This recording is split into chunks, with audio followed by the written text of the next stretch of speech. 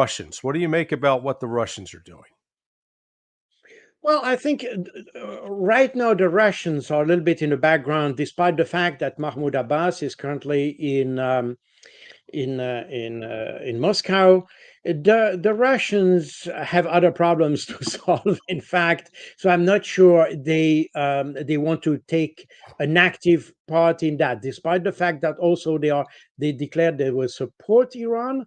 Apparently, there were some electronic warfare equipment delivered to Iran. Yes, to Iran. I have heard about the Murmansk BN system, the Krasukha system, which are basically jamming equipment and electronic warfare, both jamming and listening. I'm not exactly an expert in that field, but apparently that's what they did. So, but these deliveries were probably part of an earlier agreement, namely the military cooperation agreement that was signed with Iran, rather than linked to the current situation. Nevertheless, Russia considers Iran as a friendly country, and they will certainly support them. But I'm not sure they will try to take an active role. I mean, I don't know. Again, I'm not sure, but I Well, think so let me again, let me let me yep, posit a hypothesis for you that one of the things Russia did was they brought in S-400 air defense systems and have provided the manpower to staff them in terms of trained personnel that know how to operate them, so that those can be put at key locations throughout Iran, which provides both a Russian presence as well as a possible deterrent. And the reason I think that happened is because I know from very good sources. Um, let's put it this way: I have a friend who's friends with Benny Gantz. Okay, and he's talking to Benny Gantz. And as of 2 weeks ago, Israel was going to launch a preemptive strike. They haven't done it. I thought, well, why? Well, one possible explanation: the Russians are there with the air defense system because that arrival sort of coincided with Shoigu, the former defense chief, his arrival in yeah. Tehran, and then that building upon the fact that it was, we've had Russia and China conducting joint military exercises with Iran going back. It started in the actual exercise was done in 2019, and you know as well as I do that means the planning for that started at least a year and a half before.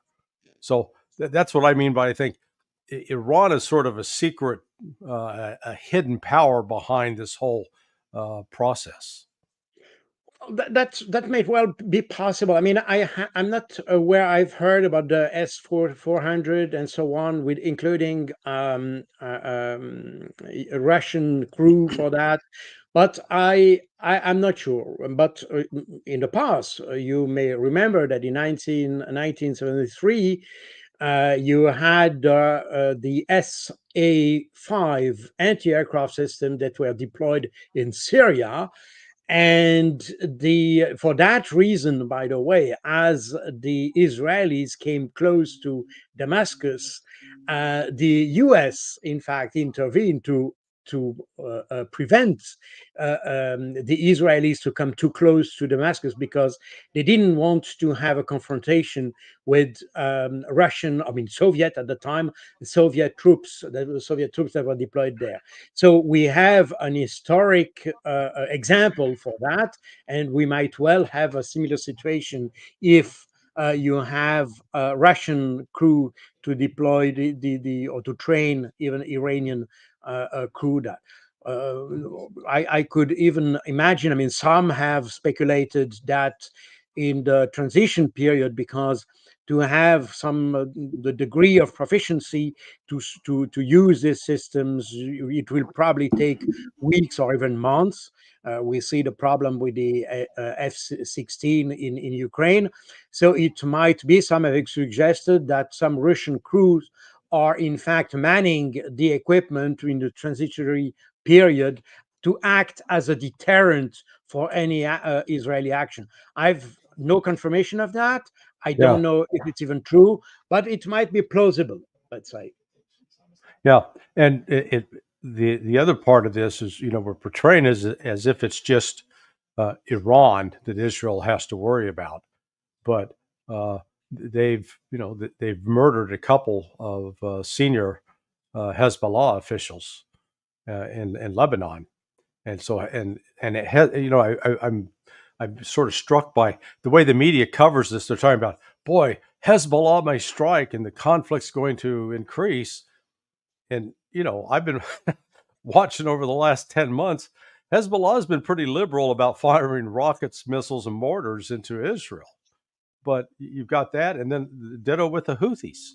The Houthis have not been shy and haven't been sitting back doing nothing. So this would be, what's your assessment of the possibility of a coordinated strike between Iran, Hezbollah, and the Houthis?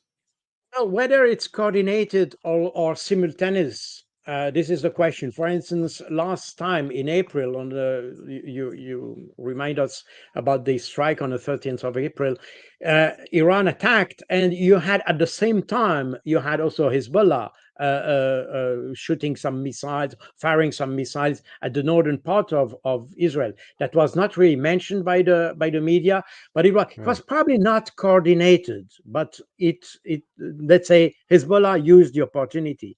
The thing is that today, if a more serious attack would occur, or if you have a more serious, let's say, preemptive action from Israel, then the Hezbollah might respond, or let's say use that the opportunity of an Iranian response more actively than they did. I mean, so far, Iran has limited its action to military objectives.